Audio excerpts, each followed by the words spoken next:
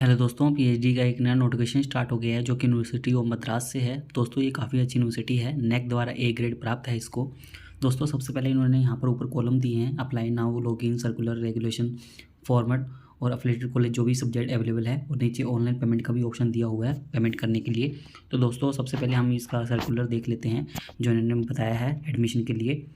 तो दोस्तों ये इसका सर्कुलर है। इसके अंदर इन्होंने इन्फॉर्मेशन दी है कि इन्होंने जुलाई सेशन के लिए आवेदन मांगे हैं और ये 1 जून से 30 जून तक इसकी डेट रहेगी। तो 30 जून तक आप आवेदन कर सकते हैं। और दोस्तों इस बात का ध्यान रखिएगा कि आपको यहाँ पर हार्ड कॉपी भी सेंड करनी है। और इन्होंने यहाँ पर डिपार्टमेंट और एफिलिएटेड कॉलेज और रिसर्च इंस्टीट्यूट सभी के लिए आवेदन मांगे हैं। तो आप जहाँ पर भी आवेदन कर रहे हैं तो उसी के अंदर ही हार्ड कॉपी आपको सेंड करनी होगी। और फीस आपकी 1500 रुपये रहेगी और 18% GST लग के आपके 1770 रुपये आपको पे करने होंगे।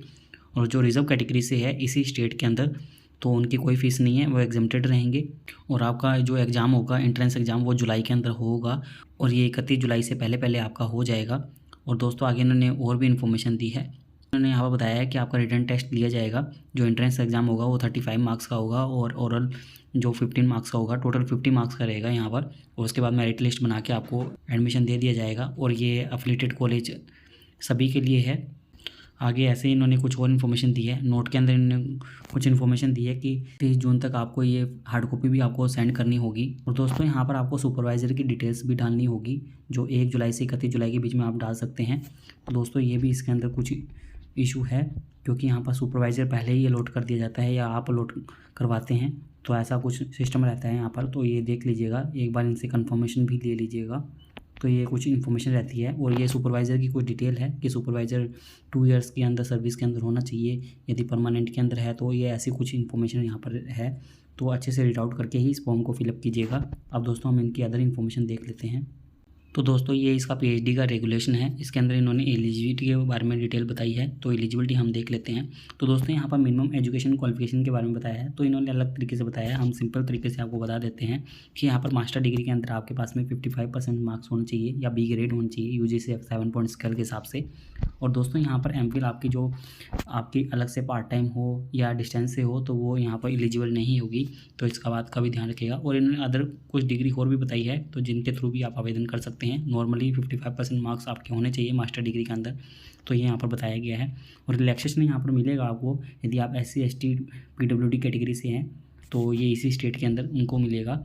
और आगे कुछ और इन्फॉर्मेशन भी दी है इन्होंने यहाँ पर, फुल टाइम पार्ट टाइम ये सभी के लिए बताया है। तो पार्ट टाइम वालों के लिए तो ये NOC सब कुछ देना होगा। आगे इन्होंने एडमिशन के बाद में आपकी क्या इन्फॉर्मेशन रहती है, क्या आपको अप्लाई करने पड़ेंगे, कोर्स वर्क कैसा रहेगा, तो ये सभी डिटेल्स यहाँ पर दी हुई है। तो ये सभी प्रोसीजर आप यहाँ पर अच्छे से देख सकते हैं। और दोस्तों यहाँ पर एंट्रेंस एग्ज़ाम का भी बताया है फिर से यहाँ पर कि 50% आपको चाहिए होंगे पास होने के लिए। तो ये पूरी इन्फॉर्मेशन यहाँ पर दी हुई है। और एंट्रेंस एग्ज़ाम के बेसिस भी कुछ अलग से रहता है दोस्तों कि आपकी मेरिट लिस्ट किस प्रकार से बनती है। तो आपके मास्टर डिग्री के मार्क्स 50% और 50% आपके जो एंट्रेंस एग्ज़ाम के अंदर आते हैं उनका कॉम्बिनेशन बन के आपको मेरिट लिस्ट बन जाती है। तो ऐसा यहाँ पर बताया गया है।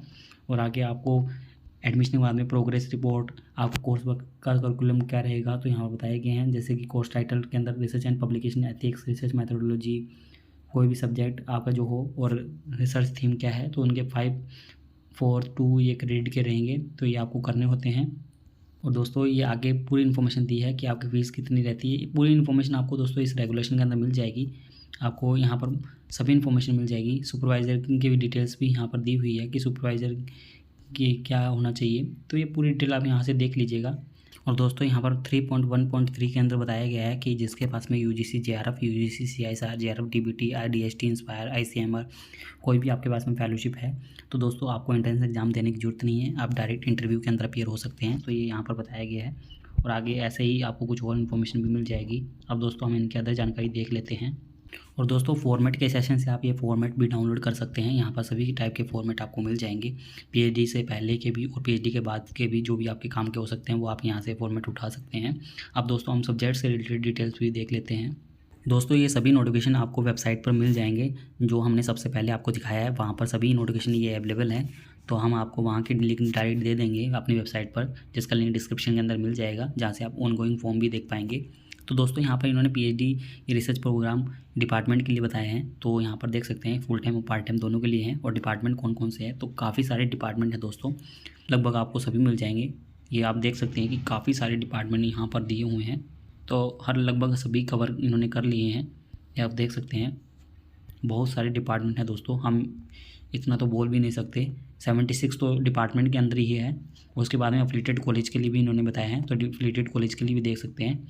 बट इन्होंने दोस्तों ये एफिलिएटेड कॉलेज के अंदर फुल टाइम पार्ट टाइम के लिए बताया है, और पार्ट टाइम ओनली के लिए क्या है तो ये दोनों के लिए बताया है। तो ये भी देख सकते हैं आप, इसके अकॉर्डिंग अपनी तैयारी कर सकते हैं दोस्तों। इसके अंदर एडमिशन होने के चांसेस भी सबसे ज़्यादा ही मान लीजिए, तो काफ़ी सारे इसके अंदर दिए हुए हैं।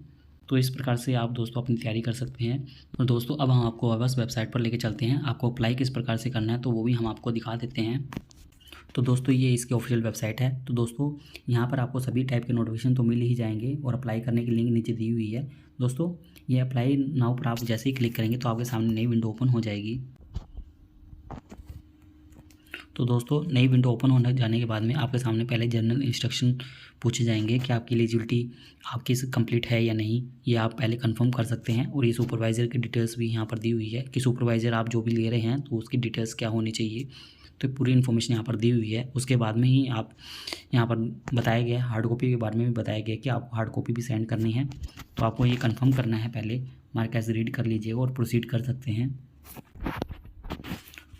तो दोस्तों प्रोसीड करने के बाद में आपके सामने ये नई विंडो ओपन हो जाएगी, जहाँ से आप न्यू रजिस्ट्रेशन पर क्लिक कर सकते हैं। Click here to new registration July 2024 session. तो आप इस पर जैसे ही क्लिक करेंगे तो आपके सामने फिर से एक नई विंडो ओपन हो जाएगी, जहाँ से आप पूरा ये फॉर्म फिलअप कर सकते हैं और आवेदन कर सकते हैं इसके अंदर।